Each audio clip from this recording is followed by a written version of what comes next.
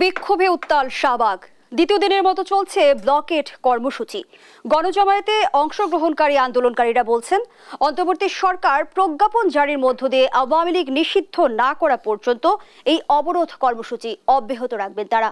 গণ অভ্যুত্থানের 9 মাস পর আবারও রাজপথে নামল ছাত্র জনতা। আওয়ামী লীগ নিষিদ্ধের আন্দোলন, এই শিরোনামে আজ আমরা আলোচনা করব। দর্শক সবাইকে আমন্ত্রণ জানিয়ে শুরু করছি দেশ টেলিভিশনের নিয়মিত আয়োজন দেশ সন্ধ্যা। সাথে আছি আমি ফারনাজ জুই। আজকের আলোচনায় এগিয়ে নিতে আমরা স্টুডিওতে আমন্ত্রণ জানিয়েছি দুজন সম্মানিত অতিথিকে। চলুন একে একে পরিচিত হই। আছেন হাবিবুর রহমান হাবিব, চেয়ারপারসনের উপদেষ্টা বিএনপি। সেই সঙ্গে আরও আছেন সরওয়ার তুষার, যুগ্ম আহ্বায়ক জাতীয় নাগরিক পার্টি। দুজনকেই আমন্ত্রণ জানাচ্ছি আজকের আলোচনায়। হাবিবুর রহমান হাবিব, আপনাকে দিয়ে আলোচনাটা শুরু করি। যেমনটা আমি শুরুতেই বলছিলাম যে বিক্ষোভে উত্তাল শাহবাগ, আওয়ামী লীগ নিষিদ্ধের দাবিতে দ্বিতীয় দিনের মতো চলছে শাহবাগ ব্লকেট কর্মসূচি। যেই কর্মসূচিতে আমরা দেখছি যে ছাত্র জনতা থেকে শুরু করে রাজনৈতিক, সামাজিক ও সাংস্কৃতিক সংগঠন সহ সবাই একত্রিত হয়েছে শাহবাগে, সেখানে বিএনপি কার অনুপস্থিত? আপনাকে ধন্যবাদ। আপনার মাধ্যমে দেশ টিভি যারা দেখছেন বিভিন্ন দেশ থেকে, তাদেরকে আমার সশ্রদ্ধ সালাম। বিজ্ঞ সমালোচক, জাতীয় নাগরিক পার্টির সংগ্রামী যুগ্ম আহ্বায়ক সরওয়ার তুষারকে ধন্যবাদ, শুভেচ্ছা। আপনি একটা ভাইটাল প্রশ্ন করেছেন। এই প্রশ্নের উত্তর বিএনপির যে কোনো নেতাদের পক্ষে দেওয়া খুব কঠিন, খুবই কঠিন। তারপরেও আমি আমার পক্ষ থেকে আমার বক্তব্য পরিষ্কার করে বলতে চাই। এর আগে একটা দেখেছিলেন 2013 সালে একটা শাহবাগ। সেই শাহবাগ কেউ বলে ইন্ডিয়া সৃষ্টি করে দিয়েছিল, কেউ বলে যে নিজেরাই সৃষ্টি করেছিল, তবে ইন্ডিয়ার কথা মতো চলতো। সেই শাহবাগে আসার আকুল কি বলে ব্যাকুলতা ছিল তৎকালীন স্বৈর শাসক বা তৎকালীন প্রধানমন্ত্রী। সংসদে বলেই বসলেন আমার যেতে ইচ্ছা করে শাহবাগে, কিন্তু আমার হাত পা বাঁধা যেতে পারছি না। তারপর ব্লগার একজন হত্যা হওয়ার পরে বললো দ্বিতীয় শহীদ না, প্রথম শহীদ। অনেক দল সেদিন গিয়েছিল, সাংস্কৃতিক শিল্পীরা গিয়েছিল, ভারত থেকে এসেছে, ভারত থেকে দলে দলে লোক তীর্থ স্থানে যেমন যায় তেমনভাবেই কিন্তু শাহবাগ এসেছিল। এবং এদেশের বড় বড় দেশ তো হোটেল, তারা খাওয়ার সেরাটন বিভিন্ন হোটেল থেকে খাবার পাঠাতো, পানি পাঠাতো, টাকা পয়সা যত যা দরকার সব দিত। সেদিন মনে হয়েছিল যে বিএনপি যদি এই শাহবাগের আন্দোলন না যায় তো বিএনপি নিঃশেষ হয়ে যাবে। অনেকেই বিএনপির বিরুদ্ধে অনেক সমালোচনা করেছিল, গেলে কী হতো, যেতেই তো পারতো। আমরা কিন্তু সেদিন যাইনি। আমার ধারণা ছিল যে এই শাহবাগের যারা এইটা করতেছে এরা একটা ষড়যন্ত্রের ফসল। যে কারণে আজকে শাহবাগের ওই আন্দোলনের নেতৃত্ব দিয়েছেন, তার নাম কি ইমরান এইচ খান না ইমরান এইচ সরকার। তো আওয়ামী লীগ একটা সরকার ছিল, ইমরান এইচ ছিল একটা সরকার। তার কথা মতো বিশ্ব কলেজে স্কুলে পতাকা উত্তোলিত হতো, তার কথা মতো অনেক কিছু চলতো সেই সময়। আমরা বললাম দুইটা সরকার। কালক্রমে সেই সরকার কোথায় গেল? আছে সেই সরকারের নাম আছে, মিশে গেছে। কিন্তু সেই সময়ের দাবি আর এই সময়ের দাবি, সেই সময়ের দাবি ছিল যেটা, সেই দাবি ছিল একরকম দাবি।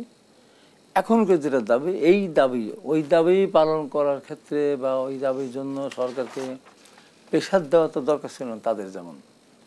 কারণ সেই সময় সরকারই ছিল কোন সরকার? আওয়ামী সরকার। যে সরকার কাদের মোল্লাদের, সাইদিদের ফাঁসি দিবে, এটাই সেই সরকারের আপনার মূল এজেন্ডা ছিল। তো সেখানে তার কাছ থেকে দাবি আদায় করার জন্য ফাঁসির আসামিকে বা যাবজ্জীবন আসামিকে ফাঁসি দেওয়াতেই হবে, এই কারণে লক্ষ লক্ষ লোক জমায়েত করে এই যে দিনের পর দিন টাকা পয়সা বা এই যে দুর্ভোগ সৃষ্টি করলাম, দরকার ছিল না তো। সরকার বলতে পারতো তো ঠিক আছে, এই জন্য অত জনমত তৈরি করা সরকার দরকার। কিন্তু হাবিবুর রহমান হাবিব, আপনার কাছে আসলে শাহবাগে বিএনপির যাওয়া না যাওয়ার সেই বিষয়টি নিয়ে আমার আপনার কাছে জানতে চাওয়া না। আমি দুটো বিষয় যুক্ত করি আপনার সাথে, নিশ্চয়ই আপনি শেষ করবেন। সেটা হচ্ছে এই যে আন্দোলন চলছে আওয়ামী লীগ নিষিদ্ধের আন্দোলন, সেই বিষয়ে বিএনপির অবস্থান কি? আন্দোলন নিয়ে বিএনপির অবস্থান কি? আমি পরিষ্কার করে বলে যে দাবি যেটা, দাবির সাথে আমি একমত। আমি নিষিদ্ধ হোক, আমি সর্বপ্রথম চেয়েছি। ছাত্রলীগকে যে নিষিদ্ধ ঘোষণা করেছিল সেদিন আমি এই যে বৈষম্যবিরোধী ছাত্র আন্দোলনকে ধন্যবাদ দিয়েছিলাম। এবং আমি আর ব্যাখ্যাতে বলেছিলাম আমি ছাত্রলীগের প্রেসিডেন্ট ছিলাম। ওই ছাত্রলীগ নিষিদ্ধ করলে আমি প্রতিবাদ করতাম। যেহেতু শিক্ষা শান্তি প্রগতি ছাত্র সংগঠন ছিল সেই সময়, আমরা আন্দোলন, আমার নেতৃত্বে 90 আন্দোলন হয়েছিল। এখন যে ছাত্র তো দুষ্কৃতিকারী, এরা এরা হলো ভোট ডাকাতি করেছে, এরা হত্যা করেছে, এরা লুট করেছে, এরা টাকা লুটপাট করেছে, এরা খুন করেছে, অথবা এই ছাত্রলীগকে নিষিদ্ধ করার পক্ষে আমি। যে আমার বক্তব্য নিয়ে দু একজন আগে পাশে না দিয়ে আমাকে সমালোচনার সম্মুখীন ফেলে দিয়েছিল দু একজন সাংবাদিক। এবং ওই সময় কেউ বলে আমি বলেছিলাম আওয়ামী লীগের নিষিদ্ধ করতে হবে। ছাত্র নিষিদ্ধকে লাভ কি? আওয়ামী লীগের কারণে, আওয়ামী লীগের শক্তির কারণেই তো ছাত্রলীগ এই অন্যায়গুলি করেছে। আওয়ামী লীগকে নিষিদ্ধ ঘোষণা করতে হবে। তারপরে আমার দলের বিরুদ্ধে অনেক সমালোচনা হয়, বিএনপি চায় না আওয়ামী লীগ নিষিদ্ধ হোক। তা আমরা সম্বন্ধে কী চাবে? আমাদের উপর অত্যাচার করলো, আমাদের নেত্রীকে জেল খাটালো, তার আমাকে দেশে আসতে দিল না, একটার পর একটা সাজা দিল, মিথ্যা আমরা সাজা দিয়ে দিল। আমরা জেলে গেলাম বারবার, আমাকে নির্বাচনে অযোগ্য ঘোষণা করলো, আমাদের অনেক নেতাদেরকে গুম করেছে, খুন করেছে। আমাদের সে আমরা বিএনপি আওয়ামী লীগের বিরুদ্ধে সবচেয়ে বেশি বলতে কে বলবে? আমরা একটা নিয়মের মধ্য দিয়ে আমরা ওইটা চাই। যেমন আজকে শাহবাগ যে আন্দোলন করতেছে, সবাই যেতে পারে, সব দল যেতে পারে, সমস্ত সংসদ আমাদের আমরা সেখানে যাবো না। কেন যাব? আমার সরকার তো আমার সরকার। এই সরকার প্রতিষ্ঠা করার জন্য বৈষম্যবিরোধী ছাত্র আন্দোলনে যে প্রায় ১,৫০০ শহীদ হয়েছে, তারপরে আমার আমি শহীদের ভাগ করতে চাই না। কিন্তু আমার যে ছেলেরা মিছিলে গিয়েছিল, বাড়ি ঘর ছাড়া ছিল, ঘর ছাড়া ছিল, তারা তো শহীদ হয়েছে। আমাদের ৫ থেকে ৭,০০০ মানুষ গ্রেপ্তার হয়েছিল। আমাদের সবার সম্মিলিত আন্দোলন এবং রক্তের মধ্য দিয়ে সরকার প্রতিষ্ঠিত। আমাদের সরকারকে দাবি আদায় করবো, তবে স্বাভাবিক আমি অবস্থান নেবো কেন? আমি কেন জনদুর্ভোগ সৃষ্টি করবো? আমি কেন আওয়ামী লীগ নিষিদ্ধ, বিএনপি চায়, কিন্তু বিএনপি নেতা কর্মীরা কিংবা বিএনপি মহাসচিবের কথা যদি আমরা বলি যে কোন দল নিষিদ্ধের পক্ষে বিএনপিরা এমনটি বলা হয়েছিল, এমন বলা হয়েছে যে আওয়ামী লীগ নিষিদ্ধ হবে কিনা সেটা ঠিক করবে জনগণ। সম্প্রতি বলা হয়েছে জনগণের ব্যাপার, জনগণ কিভাবে ঠিক করবে সেই স্বাভাবিক ১০ লক্ষ লোক হয়, তাই সব জনগণ হয়ে গেল। জি, আমি সেই ব্যাখ্যাটা আপনার কাছ থেকে শুনবো পরবর্তী অংশে। ধন্যবাদ জানাচ্ছি আপনাকে সারওয়ার তুষার। যেমনটি আসলে হাবিবুর রহমান হাবিব বলছিল যে শাহবাগে এই মুহূর্তে আওয়ামী লীগ নিষিদ্ধের যে আন্দোলন চলছে, সেই আন্দোলনকারীরা ষড়যন্ত্রের শিকার। না, তা বল নেই। ওই সময় যারা করেছিল ষড়যন্ত্রের শিকার না। আমি বলছি যে তারা তাদের মতো করে তাদের সরকারের কাছে, আমি মনে করি তাদেরও সরকার এটা। যারা শাহবাগ আন্দোলন করছে তারা তো ওই আন্দোলনের নেতৃত্ব দিয়েছে। সবাই সম্মিলিত প্রচেষ্টার মধ্যে সরকার আসছে। সেই সরকারের কাছে কেন আমার এক ধরনের ষড়যন্ত্রের কথা আপনি বলেছেন? না, ষড়যন্ত্র, এক ধরনের ষড়যন্ত্র। আমি ওইটাই বলছিলাম ষড়যন্ত্র। ওই সময় যারা আন্দোলন করেছিল তারা ষড়যন্ত্রের আন্দোলন ছিল। এইটা আমি ষড়যন্ত্রের আন্দোলন বলি নাই। তাই এটা যারাতে দাবি সেই দাবির সাথে আমি একমত। আজকে আমি নিষিদ্ধ হোক, আমি তো এদের আগেই তো আমি বলেছি আমার সরকারের কাছে কেন আমাকে জনদুর্ভোগ সৃষ্টি করে, কেন জমায়েত করে, এখানে কি সব বাংলাদেশ সব লোক এখানে আসবে? এই প্রশ্নটি দিয়ে যদি শুরু করেন সারওয়ার তুষার। আপনাকে ধন্যবাদ। প্রথমত হচ্ছে এই আন্দোলনটা হওয়ার কিছু প্রেক্ষাপট আছে। আমরা কেউ চাই নাই যে আমাদেরকে এই দাবিতে রাস্তায় নামতে হবে, কিন্তু আমাদেরকে নামতে হচ্ছে। প্রেক্ষাপটটা দুটো। একটা হচ্ছে যে আমাদের বিভিন্ন জায়গায় চোরাগুপ্তা হামলা হচ্ছিল, বিচারের ক্ষেত্রে এক ধরনের ধীরগতি আছে। আর সর্বশেষ যেটা হচ্ছে যে সাবেক রাষ্ট্রপতি, আওয়ামী লীগ ফ্যাসিবাদী আমলের অবৈধ রাষ্ট্রপতি আব্দুল হামিদ, তিনি যখন সরকারের গোয়েন্দা সংস্থার সাথে আতাত করে যখন দেশ থেকে পালিয়ে গেলেন, তখনই কিন্তু এই ক্ষোভটা একটা বিস্ফোরণে পরিণত হয়েছে। এবং সেই কারণে আওয়ামী লীগ দাবি যে আওয়ামী লীগকে নিবন্ধন বাতিল করার আগে, আপনারা তো জানেন যে আওয়ামী লীগ নিবন্ধন বাতিল এই ইস্যুতে আমরা ধারাবাহিক প্রোগ্রাম করে আসছিলাম লম্বা সময় ধরে। তো সেটারই এখন এই ঘটনা ঘটার কারণে এটা আবার আরও মোমেন্টাম পেয়েছে। এখন এই যেটা হাবিব ভাই বললেন যে এই সরকারের কাছে কেন চাইতে হবে, তো এই সরকারের কাছে তো নির্বাচন চাচ্ছে বিএনপি, এবং বলেছে, বেশ কয়েকবার বলেছে যে নির্বাচনের দাবিতে আমরা আন্দোলন করব, কঠোরভাবে আন্দোলন করবো, ৫ অগস্টের আগের মতো আন্দোলন করবো, এরকম। তার মানে এই সরকারকে আওয়ামী লীগ সরকারের সাথে এক ধরনের তুলনা করা হয়েছে কিন্তু এই কথার মধ্য দিয়ে। তাহলে নির্বাচনের দাবিতে যদি আন্দোলনের কথা বলা যায়, তাহলে এরকম একটা ভ্যালিড কারণে তো অবশ্যই আন্দোলন করতে হবে। এবং এই আন্দোলনটা যেটা শাহবাগের যে কথাটা হাবিব ভাই বলেছেন, শাহবাগ নিয়ে আপত্তি থাকতে পারে। আপনি তাহলে নয়াপল্টনে বসেন। সারা দেশে বিএনপির তো নেতাকর্মীর অভাব নেই, সারা দেশে তারা বিএনপি তো নির্দেশ দিতে পারে, তারা নেমে যেতে পারে। কিংবা এনসিপির এই আন্দোলনে আছে কিন্তু দলীয় ব্যানারে নাই, বিএনপিও তো সেরকম কিছু করতে পারে, এটা করা তো কোনো বিষয় না। আপনি চাচ্ছেন কিনা এটা হলো বিষয়। এবং আজকে ধরেন বিএনপির নেতাদের শীর্ষ নেতাদের বক্তব্য কিন্তু এই ইস্যুতে খুবই ঘোলাটে। আজকে যেমন গয়েশ্বরচন্দ্র রায় তিনি বলেছেন, তিনি কিন্তু স্থায়ী কমিটির সদস্য, তিনি বলেছেন যে এরপরে যে বিএনপি নিষিদ্ধ চাইবে না এর গ্যারান্টি কি? তাহলে বোঝা যায় যে এটা একটা কারণ বিএনপির না আসার পেছনে। এখন আপনি এটা বলার মধ্য দিয়ে বিএনপি নিজেকে আওয়ামী লীগের কাতারে ফেলছে। বিএনপি কি আওয়ামী লীগের মতো এরকম গণহত্যা করেছে বা করবে তার অদূর ভবিষ্যতে? তার এরকম কোনো পরিকল্পনা আছে? কিংবা এরকম জুলাই হত্যাকাণ্ড যেটা ঘটালো সেরকম কিছু ঘটাবে? তাহলে আওয়ামী লীগের নিষিদ্ধ কিংবা বিচারিক প্রক্রিয়ার মধ্যে নেয়া, দেখেন দাবি কিন্তু 3টা, খুব সিম্পল। 1 নম্বর কথা হচ্ছে যে নিবন্ধন বাতিল করতে হবে। এই নিবন্ধন বাতিল করতে হবে কথাটা মানে হচ্ছে যে আগামী নির্বাচনে আওয়ামী লীগ অংশ নিতে পারবে না। 2 নম্বর কথা হচ্ছে বিচারিক প্রক্রিয়ার মধ্যে নিতে হবে আওয়ামী লীগকে, মানে দলগতভাবে আপনাকে তার শাস্তি নিশ্চিত করতে হবে। কি শাস্তি আসবে আমরা জানি না, সেটা বিচারিক প্রক্রিয়া ঠিক হবে। এবং ওই যে আইসিটি অ্যাক্ট, সেই আইসিটি একটা দল নিষিদ্ধের বিধান রাখতে হবে, যেটা দলকে শাস্তি দেওয়ার বিধানটা মানে সরিয়ে ফেলা হয়েছিল, সেটা আবার যুক্ত করতে বলা হচ্ছে।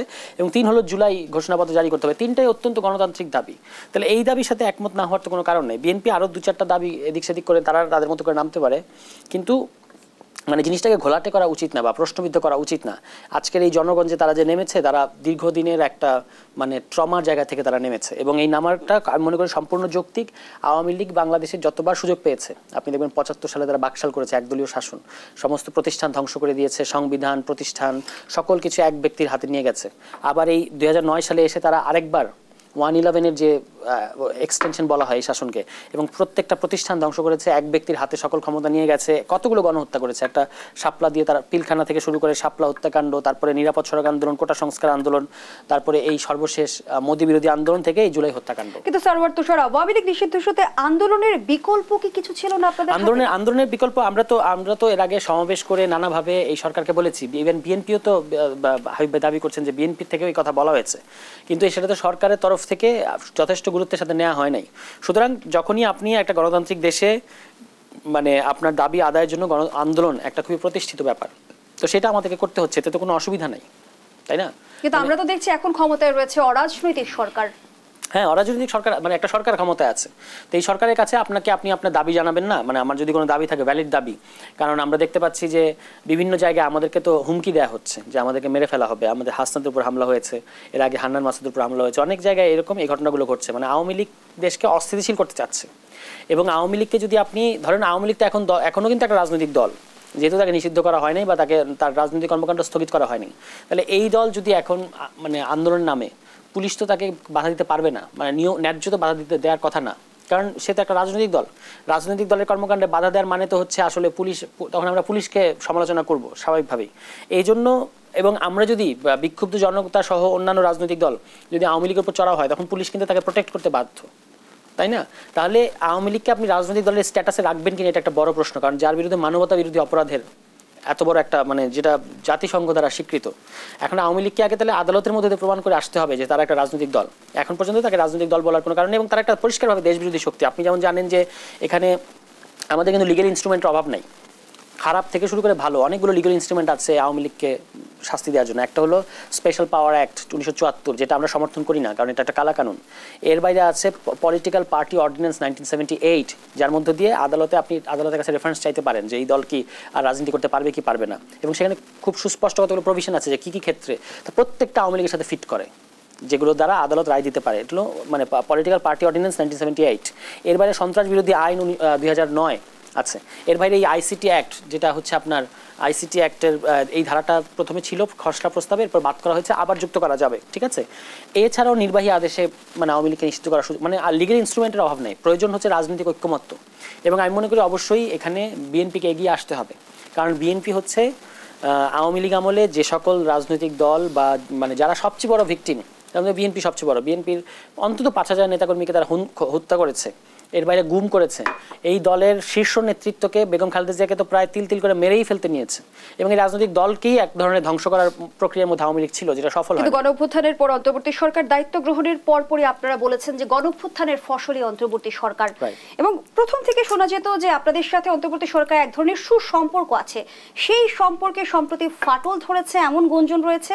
সেটিও কি একটি কারণ আন্দোলনে নামার? আমি সেই ব্যাখ্যায় ফিরবো, তবে বিরতির সময় হয়েছে। দর্শক, দেশবন্ধুর পর্যায়ে একটা বিরতি দিচ্ছি, সাথেই থাকুন। আবারও আমন্ত্রণ, আপনারা দেখছেন দেশ টেলিভিশনের নিয়মিত আয়োজন দেশ সন্ধ্যা। আমরা আবারও ফিরছি আলোচনায়। সারওয়ার তুষার, যে প্রশ্নটি রেখে বিরতিতে গিয়েছিলাম, সাম্প্রতিক সময়ে গুঞ্জন যে আপনাদের সাথে সরকারের সম্পর্কে এক ধরনের ফাটল সৃষ্টি হয়েছে, আমি যদি 2-4 লাইন যুক্ত করি, যেমনটি আমরা সম্প্রতি দেখলাম যে হাসনাত আব্দুল্লাহ অন্তর্বর্তী সরকারকে উদ্দেশ্য করে বললেন, যার এজেন্ডায় গণহত্যাকারী আওয়ামী লীগের বিচার নাই, যার এজেন্ডায় আওয়ামী লীগ নিষিদ্ধ করা নাই, তার সাথে আমরা নাই। এর আগে আমরা দেখেছি যে তথ্য উপদেষ্টা মাহফুজ আলম যেমনটি বলেছে যে ছাত্রদের পরিপূর্ণ অসহযোগিতার মুখে ইতিমধ্যে ফেলে দেওয়া হয়েছে, ছাত্রদের বাদ দিয়ে দ্বিদলীয় বন্দোবস্তে ফেরার জন্য এস্টাবলিশমেন্ট অপেক্ষমান। ব্যাখ্যাটা আপনার কাছে? হ্যাঁ, খুবই মানে দুটো কথাই খুবই চরম বাস্তব। ব্যাপারটা হচ্ছে কি, দেখেন, এখানে রেজিম চেঞ্জ এবং গণ অভ্যুত্থান দুটো আলাদা জিনিস। রেজিম চেঞ্জের মানে হচ্ছে যে আপনি সমস্ত কিছু ঠিক রাখবেন, শুধু ক্ষমতার হাত বদল ঘটবে।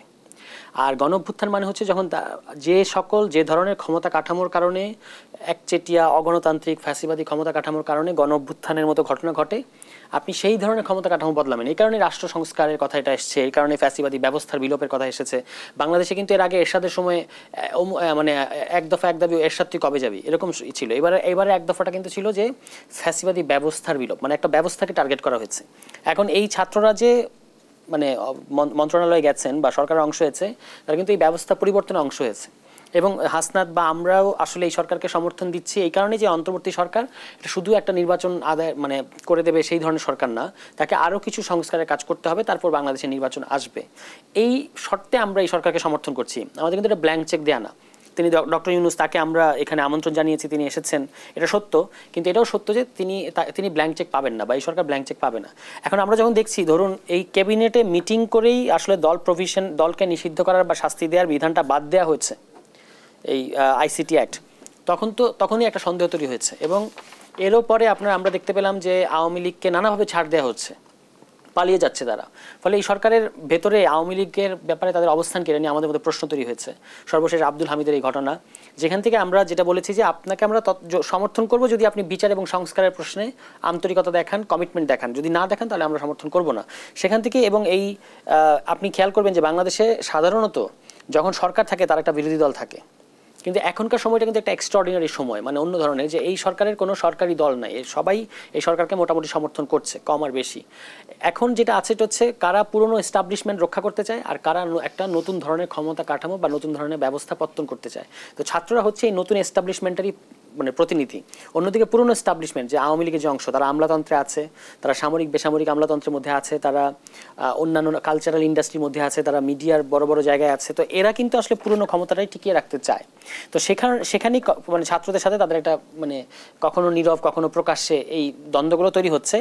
এখন এইখান থেকেই মাহফুজের কথাটাকে আপনাকে দেখতে হবে, যে মাহফুজ যেটা বলছেন যে তারা যখনই এই জিনিসগুলো, যখন ক্যাবিনেটে এই প্রশ্নটা ওঠে, তখন কিন্তু তারা ছাত্র যে 3 জন ছিলেন ছাত্রদের প্রতিনিধি হিসেবে বা গণ অভ্যুত্থানের প্রতিনিধি হিসেবে ক্যাবিনেটে, তারা কিন্তু তখন এটা প্রতিবাদ করেছিলেন, বলেছিলেন যে এই দল মানে বিচার করার প্রভিশনটা রাখতে হবে। কিন্তু সেটা অন্যান্যরা ওই কথাটা মানে আমলে নেন নাই।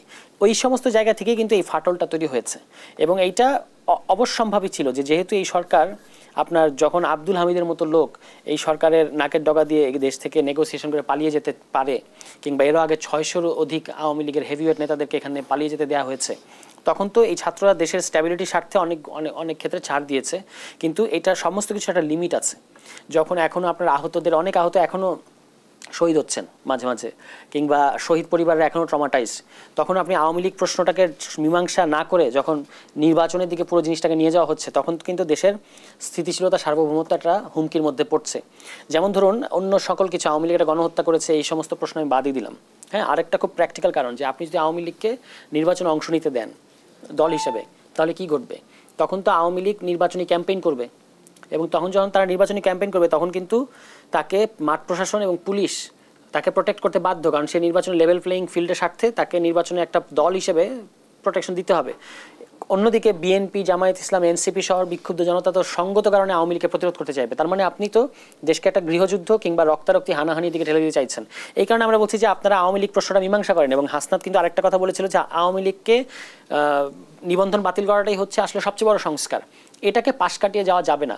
আল জাজিরার একটা বক্তব্যে সর্বশেষ একটা সাক্ষাৎকারে প্রধান উপদেষ্টা বলেছেন যে আওয়ামী লীগকে ঠিক করতে হবে, আওয়ামী লীগের পরিণতি কি হবে। এটাও একটা খুব ডেঞ্জারাস কথা। নির্বাচনে অংশগ্রহণ করবে কি না, আওয়ামী লীগ ঠিক করবে না। আওয়ামী লীগের উপর নির্ভরশীল না এই প্রশ্নটা নির্ভরশীল বাংলাদেশের সকল রাজনৈতিক দল, ফ্যাসিবাদ বিরোধী রাজনৈতিক দল এবং বিশেষত জনগণ।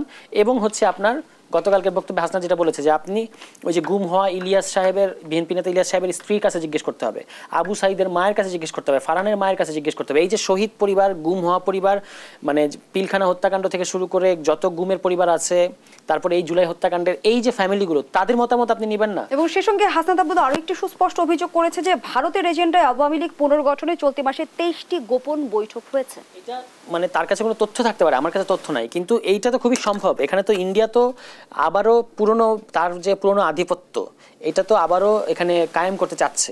ফলে অনেক ধরনের ষড়যন্ত্র ইন্ডিয়া করে যাচ্ছে, দিল্লি করে যাচ্ছে, এবং সেখানে আওয়ামী লীগ এটার একেবারে প্রত্যক্ষভাবে অংশ। এই কারণে আমরা বলছি যে আওয়ামী লীগকে রেখে দেওয়া তো দেশের সার্বভৌমত্ব এবং স্থিতিশীলতার জন্য হুমকি স্বরূপ।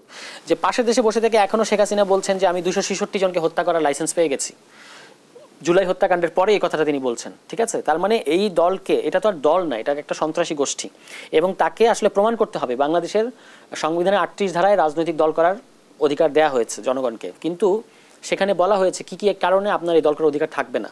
তার মধ্যে একটা প্রধান হচ্ছে যদি আপনি দেশের বিরুদ্ধে ষড়যন্ত্র করেন, রাষ্ট্রের বিরুদ্ধে ষড়যন্ত্র করেন, সার্বভৌমত্বের বিরুদ্ধে কোনো পদক্ষেপ নেন। এই সমস্ত সকল ক্রাইটেরিয়া আওয়ামী লীগ কিন্তু রাজনৈতিক দলের সংজ্ঞার মধ্যে পড়ে না।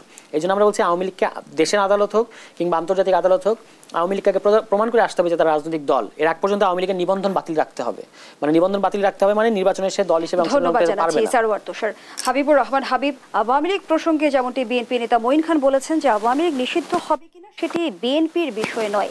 আরেক নেতা গয়েশ্বর চন্দ্র রায় বলেছেন রাজনৈতিক দল নিষিদ্ধ সব সমস্যার সমাধান নয়। অন্যদিকে আবার তথ্য উপদেষ্টা যেমনটি আসলে অভিযোগ করেছেন যে ছাত্রদের বাদ দিয়ে দ্বিদলীয় বন্দোবস্তে ফেরার জন্য এস্টাবলিশমেন্ট তৈরি হচ্ছে। সবকিছু মিলিয়ে আপনার মতামত জানতে চাই। সবকিছু মিলিয়ে ইউনূস সাহেব যে কথা বলেছেন, আওয়ামী লীগকে সিদ্ধান্ত নিতে হবে আওয়ামী লীগ কী করবে, এই কথা বলার সঙ্গে সঙ্গে জুলাই আন্দোলনে যারা শহীদ হয়েছেন তাদের রক্তের প্রতি যদি শ্রদ্ধা আমরা প্রদর্শন করতে চাই, তাহলে তো ওই দিনই বিক্ষোভ করা উচিত ছিল, পদত্যাগ চাওয়া উচিত ছিল। আওয়ামী লীগ নিষিদ্ধ করার আওয়ামী লীগ কী করে আওয়ামী লীগ সিদ্ধান্ত নেবে এই কথা বলে কেন বলবেন? আওয়ামী লীগ একটা খুনি ফ্যাসিস্ট দল, তাতে সরকারই তাকে নিষিদ্ধ করবে, আওয়ামী লীগ কেন সিদ্ধান্ত নিতে যাবে? প্রথম কথা। দ্বিতীয়ত কথা হলো, গয়েশ্বর দাদা একটা কথা বলেছেন, আমি শুনি নাই, যে এখন আওয়ামী লীগকে নিষিদ্ধ করার দাবি করতেছে, কয়েকদিন পর বিএনপিকে নিষিদ্ধ করার দাবি করবে। আমি কথার সাথে ওনার উনি ওনার কোইন্সিডেন্সে বলেছেন, আমি জানি না, উনি আমার বড় নেতা স্থায়ী কমিটির সদস্য। আমি পরিষ্কার করে বলতে চাই, বিএনপিকে নিষিদ্ধ করার দাবি করার মতো কোনো দল বাংলাদেশে আছে? কি অপরাধে বিএনপিকে নিষিদ্ধ করার দাবি তুলবে? আমি তো মনে করি না এটা যুক্তিও নাই, এই সক্ষমতা কারণ নাই বিএনপিকে নিষিদ্ধ করার দাবি তোলা। তৃতীয়ত কথা, রাষ্ট্রপতি চলে গেলেন, রাষ্ট্রপতির বিরুদ্ধে কিন্তু হত্যা মামলা আছে, রাজনীতি কী করলেন সরকার? উনি চলে গেলেন কীভাবে? এই দায় কিন্তু সরকারের। তাহলে সেই দায় সরকারকে নিয়ে যারা এইটার সাথে সম্পর্কিত, যারা পাঠালো তাকে, যারা সমস্ত কিছু ক্লিয়ারেন্স দিল, তাদেরকে আপনি চাকরিচ্যুত করেন, রিমান্ডে নেন। কেন? এটা কেন হলো? এটা তো আর অন্যদিকে চাপালে হবে না। বিএনপি যেমনটি বলে যে আওয়ামী লীগ নিষিদ্ধ হবে কিনা তা ঠিক করবে জনগণ। সরকার ঠিক করে দিক, জনগণ তো ঠিক করে ভোটের মাধ্যমে। ভোটে আওয়ামী লীগ আসবে কেন? যারা দেশের মানুষকে ভোট দিতে দেয়নি 3 বার, তারা আসবে কেন? এটা সরকারকে সিদ্ধান্ত নিতে হবে। আমার পরিষ্কার বক্তব্য যে সরকার, আমার ভাই যে এটা যে বললো, সরকার যেটা বললো যে তারা শাহবাগের জমায়েত করেছে, তাদের তো এটা করতে পারে, আমরা তো আওয়ামী লীগের সরকারের কাছে চাইতেই পারি। আপনারা তো সরকারের কাছে ভোট চাচ্ছেন, আমার ভোট চাচ্ছি, আমাদের রাজপথে যায়নি, আমরা হরতাল কর্মসূচি দেইনি, আমরা জনদুর্ভোগ সৃষ্টি করি নাই, আমরা বলছি সরকারকে। আমার পরিষ্কার, আমাদের সরকারের কাছ থেকে আমাদের প্রত্যাশা পূরণ করার জন্য, দাবি করবো প্রত্যাশা পূরণ করার জন্য আমরা রাজপথ দখল করবো কেন? রাজপথে কেন যানজট সৃষ্টি করবো? কেন হরতাল করবো? কেন অবরোধ করবো? সরকার তো বুঝবে, আমার সরকার কেন বুঝবে না? আর এটা নির্বাচন তো এটা চাওয়া অপরাধ না। সংস্কার করে নির্বাচন করতে কত বছর সময় লাগবে হিসাব আছে? বলুক কেউ। আমাদের যদি কোনো দল বলতে পারে বা কেউ বলতে পারে আমাদের 3 বছর সময় দেন, 3 বছরের মধ্যে দল গঠন করে আমরা ক্ষমতায় আসবো, জনগণকে জনগণ সমর্থন নিয়ে আমরা এসে এই কাজগুলি করব, বলুক। বলে কেউ আছে? একটা দল আছে? নাই। এই জন্য বলছি যে নির্বাচনটা চাওয়াটা অপরাধ না, নির্বাচন হওয়া দরকার। আমরা বলি না আওয়ামী লীগের বিরুদ্ধে আমাদের কোনো পদক্ষেপ থাকবে না, আমরা বিচার করবো না, তা তো আমাদের হত্যা করেছে, আমি তো মামলা করতে যাচ্ছি, আরো আমার উপরে এরকম শত শত মানুষ আছে। তো আপনার অবস্থান কি আপনার দলীয় অবস্থান? আমার অবস্থান, আমার দলদের বিরুদ্ধে করতে যায়নি। আমার দলকে একবার বলেছে আমরা নিষিদ্ধ চাইনি। আমি অত বড় নেতারা আমি যেভাবে বলতে পারবো, আমার দল তো সেভাবে অনেক সিনিয়র নেতা। রাজনৈতিক দলগুলো যেমন তাদের অবস্থান পরিষ্কার করেছে, দলগুলির সাথে তো আমি বিএনপি এক না, রাজনৈতিক দলগুলি আমি বিএনপিতে এক না।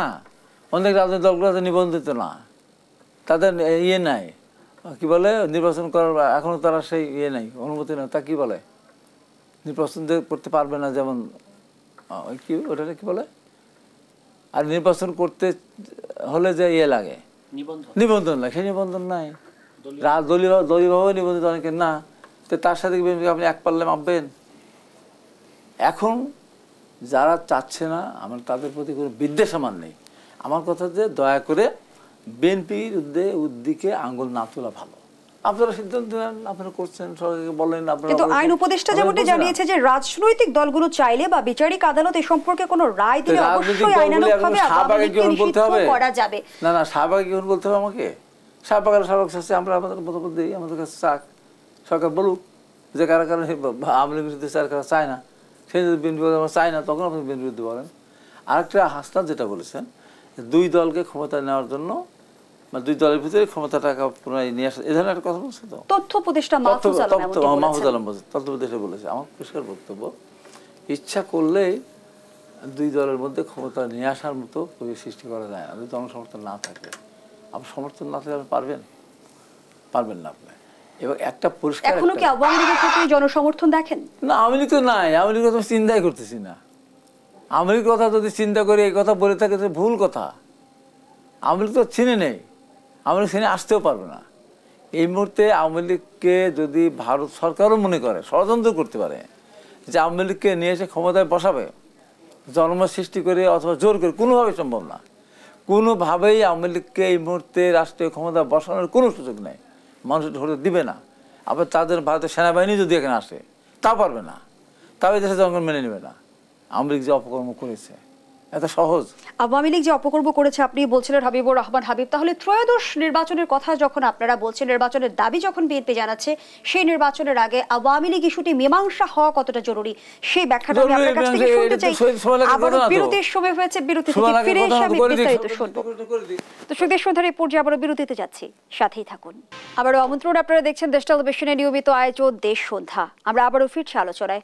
হাবিবুর রহমান হাবিব, যে প্রশ্নটি রেখে বিরতিতে গিয়েছিলাম, ত্রয়োদশ নির্বাচনের কথা যখন আমরা বলছি, সেই নির্বাচনের আগে আওয়ামী লীগ বিষয়টি মীমাংসা হওয়া কতটা জরুরি? জরুরি, অবশ্যই জরুরি।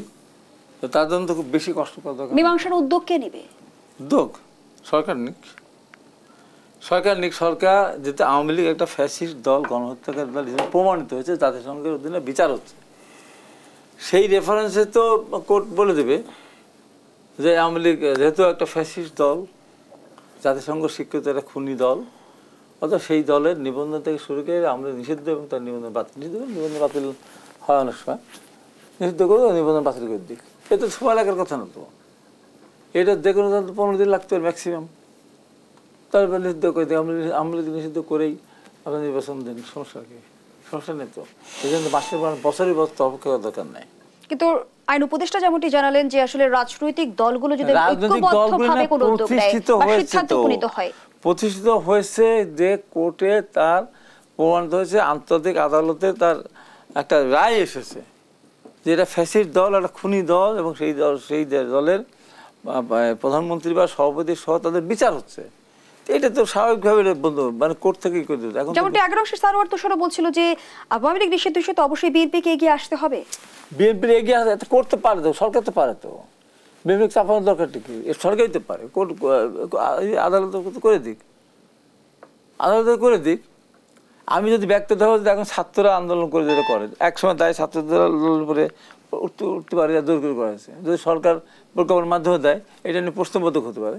কিন্তু কোর্ট থেকে যদি করে, যেহেতু ফ্যাসিস্ট দল হিসাবে, খুনি দল হিসাবে আন্তর্জাতিক আদালতে প্রমাণ হয়েছে এটা খুনি দল, সেই দলকে কোর্ট তো আপনার আইনের কত ধারা আছে, সেই ধারা থেকেই আপনারা কোর্ট বলে দিল যে আওয়ামী লীগ নিষিদ্ধ ঘোষণা করবে। আওয়ামী লীগ একা না, আওয়ামী লীগের সাথে 14 দল ছিল, জাসদ, ইনু সব সহ, ইনভাইটার সহ 14 দল এবং জাতীয় পার্টির 2 অংশ, যারা দীর্ঘদিন আওয়ামী লীগকে সহায়তা করে এই দেশে স্বৈরশাসন কায়েম করার জন্য সার্বিক সহায়তা করেছে এবং সরকারের সুবিধাভোগী ছিল, তাদের সহ কোর্ট বলে দিক যে এরা হলো গণতন্ত্রের শত্রু, মানবতার শত্রু, অর্থাৎ এদের রাজনীতি করার কোনো অধিকার নেই।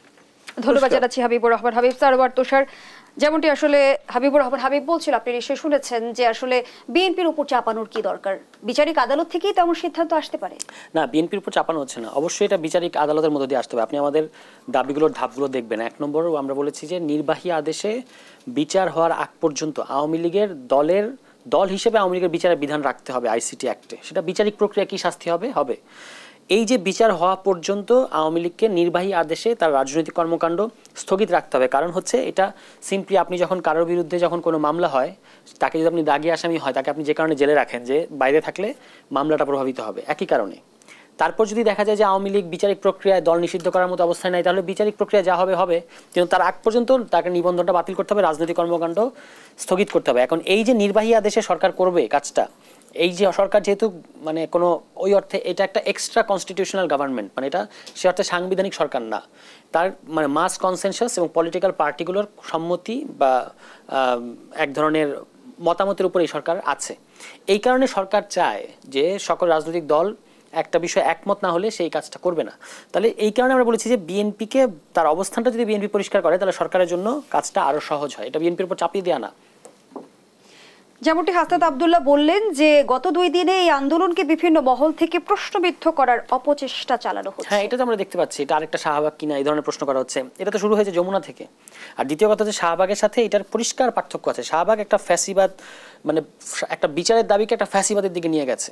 আওয়ামী লীগের এই যে অবৈধ শাসন, যে এই যুদ্ধাপরাধের বিচার আমি করে দিচ্ছি, সুতরাং আমাকে তোমরা ভোট ছাড়া ক্ষমতায় থাকতে দাও, এই দাবির মধ্যে তো এরকম কিছু নাই। এখানে বলা হচ্ছে যে দেখেন, বলা হচ্ছে যে লীগ ধর জেলে ভর, মানে জেলে নেওয়ার কথা বলা হচ্ছে। এখানে ওই আওয়ামী লীগ যেটা স্লোগান দিতে একটা শিবির ধরে জবাই করে, এই ধরনের কোনো স্লোগান না। মানে বিচারের কথাটা এখানে বলা হচ্ছে বারবার, আওয়ামী লীগের বিচার, এটাই বারবার ঘুরে ফিরে আসছে। এবং এখান থেকে এটা বাংলাদেশকে একটা ওইটা ছিল গণতান্ত্রিক প্রক্রিয়াটাকে ধ্বংস করে একটা ফ্যাসিবাদের দিকে নিয়ে যাওয়া, আর এটা হচ্ছে ফ্যাসিবাদ থেকে একটা গণতন্ত্রে ফিরে আসার চেষ্টা করা, যে এই দলটা থাকলে বাংলাদেশের সার্বভৌমত্ব এবং ইন্টারনাল সিকিউরিটির জন্য একটা মারাত্মক থ্রেট। তাহলে আপনি এই দলটাকে নিষিদ্ধ করবেন বা নিবন্ধন বাতিল করবেন, স্থগিত করবেন, যাই করবেন, করার পরে বাংলাদেশের গণতান্ত্রিক প্রক্রিয়াটা, আগামী নির্বাচনের যে একটা সুষ্ঠু নির্বাচন আমরা যে চাচ্ছি, এবং ডক্টর ইউনূস যে বলেছেন যে বাংলাদেশ ইতিহাসের সবচেয়ে সেরা নির্বাচন হবে, সেই নির্বাচনের পথটা সুগম হবে। যদি আওয়ামী লীগ থাকে, পথটা কিন্তু সুগম হবে না, কারণ তাদের হাতে প্রচুর অস্ত্র আছে, প্রচুর টাকা আছে, তারা দেশকে অস্থিতিশীল করার জন্য সকল উপায় মানে তারা ব্যবহার করবে।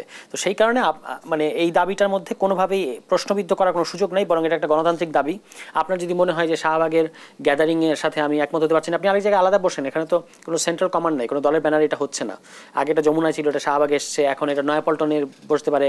ইভেন গণ অধিকার পরিষদ পল্টনের ওখানে বসেছে, পুরানো পল্টন, মানে নুরুল হক নূরের দল। তাহলে এক একজন এক এক জায়গায়, সারা দেশে এটা হচ্ছে, ডিসেন্ট্রালাইজ একটা জায়গা। ফলে এটাকে প্রশ্নবিদ্ধ করার কোনো সুযোগ নেই, বরং এই দাবিতে সকল রাজনৈতিক দল যারা জনগণের ভোটে ক্ষমতায় যেতে চায়, প্রত্যেকটা রাজনৈতিক দলকে জনগণের এই দাবিটাকে আমলে নিয়ে তাদের অবস্থান পরিষ্কার করাটাই মানে সকলের রাজনীতির জন্য ভালো এবং বাংলাদেশের স্বার্থের জন্য ভালো। আওয়ামী লীগ নিষিদ্ধের এই দাবি বাস্তবায়নের পথে মূল বাধা এখন পর্যন্ত কি দেখেন? এখন পর্যন্ত আমি দেখি যে অদৃশ্য অনেক শক্তি আছে এই সরকার এবং রাষ্ট্র, শুধু তো সরকার না, রাষ্ট্র এবং এস্টাবলিশমেন্টের মধ্যে পুরনো আওয়ামী লীগের ফ্যাসিবাদের ভূত আছে, যারা আসলে নানাভাবে ওই পুরনো ক্ষমতাটাকে ধরে রাখতে চায়। এরাই আসলে এটা বিরোধিতা করছে এবং এরাই এটাকে প্রশ্নবিদ্ধ করার চেষ্টা করছে এবং মানে নানা ধরনের গুপ্ত তৎপরতা চালাচ্ছে, স্যাবোটেজ করার চেষ্টা করছে। তবে যখনই আপনি দেখবেন যে শেখ হাসিনা এই ধরনের অনেক চেষ্টা করেছিল, কিন্তু যখন জনগণের শক্তিটা ঐক্যবদ্ধ হয় তখন এগুলোকে কোনো কিছু টেকে না। এখানেও আওয়ামী লীগের মানে নিষিদ্ধের ব্যাপারে এমন একটা কনসেনসাস আছে যে এটাকে আপনি কোনোভাবে এড়াতে পারবেন না। আমি তো বলবো যে অন্তর্বর্তী সরকারের উচিত, যদি তার কোনো কনফিউশন থাকে, নির্বাহী আদেশকে তারা ভয় পায় যে নির্বাহী আদেশে আমি এটা করব, পরে আমার উপর দায়টা আসবে, তাহলে আপনি গণভোটের আয়োজন করেন। একটা প্রশ্ন, হ্যাঁ বা না, আপনি কি হাবিবুর রহমান হাবিব, গণভোটের মধ্য দিয়ে আওয়ামী লীগ ইস্যুর সমাধান আসবে কি? আমি তো এক কথা বারবারই বলছি যে নূরের দল বসেছে, আমার বসার দরকার, আমার তো সরকার, আমার সরকারকে দাবি আদায় করে কেন আমি বসতে যাব? রাষ্ট্র দেখাই দিচ্ছে, যদি আপনার আন্তর্জাতিক আদালতে যদি প্রমাণ না হতো যে এটা খনি দল না, ফ্যাসিস্ট না, তাহলে সেখানে কোর্ট বলতে পারতো এটা প্রমাণিত, যেটা সেটা করে সে সরকার কোর্ট দিয়ে করাতে সমস্যাটা কি?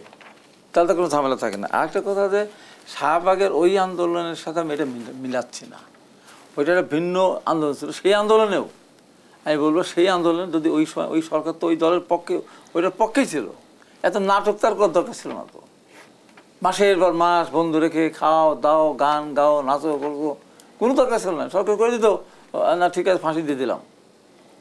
সরকার কোনটা কথা, দেশের মানুষের ভোটার দিকে যারা কেড়ে নিয়েছিল, দিনের পর রাত্রি করতো, তারপরে জনগণকে জমায়েত করে দেখিয়ে ওই জনমত তারা শাহবাগ জন্মসৃষ্টি করেছিল, তার চেয়ে 10 গুণ পরিস্থিতি ঠিক থাকতো, তাহলে অন্য জায়গায় জমায়েত করতো যে না ওই কাদের বলল না কার ফাঁসি নিয়ে শুরু হয়েছিল, কিন্তু ওইটা করা যাবে না।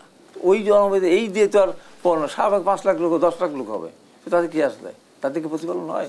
তাদেরকে বোঝা যায় না এটা জনদাবি সব মানে এক জায়গায় আসছে। আমার কথা তো ওই জায়গায় বিতর্কের কোনো দরকার নাই, আপনি কোর্টের মাধ্যমে করে ফেলেন। ওইটা এক দাবি ছিল, এটা ওই সময় নাটক করেছে। আমি আমার সরকারকে নাটক করতে দিতে চাই না, আমি দুর্ভোগ করতে চাই না, আমি আমার ছেলেদের কষ্ট দিতে চাই না। এই ছেলেরা কষ্ট করেছে, যখন সরকার বিরুদ্ধে আন্দোলনীরা কষ্ট করেছে, মার খেয়েছে, রোদে পড়েছে, বৃষ্টিতে ভিজাচ্ছে, যদিও সেই তাদেরকে আবার কেন বসতে হবে, দিন ঘুম হারাম করতে হবে, সারা স্লোগান কেন, কারণ কি? আমরা বলেছি এই সরকার এই আওয়ামী লীগকে যদি কোনো পরিমাণ করে দিক, কেন কষ্ট দিচ্ছে সরকার? এই এই এই ছাত্ররা বলেন, এই যে জনগণ, তারা তো সরকারের লোক, সরকার সাপোর্টারকে কষ্ট দিবে কেন? সরকার সিদ্ধান্ত নিতে পারে, হ্যাঁ ঠিক আছে কোর্টের মাধ্যমে করে দিবে, কেউ ঠেকাবে।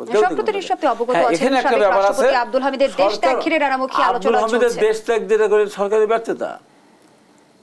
এই যে দুর্ভোগ পড়ছে, এটা তো সরকার পড়লে থেকে নিশ্চিত করে পদেরকে মিছিল বের করবে। আজকে যে বিভিন্ন জায়গায় বৈঠকে বসছে, জমায়েত করতেছে, কালকে যদি সরকার নিষিদ্ধ ঘোষণা করে, কোর্ট থেকে নিষিদ্ধ ঘোষণা করে দেয়, কেউ কি তার বিপক্ষে মিছিলে যাবে? একটা মিছিলও বের হবে না, একটা মিছিলও বের হবে না।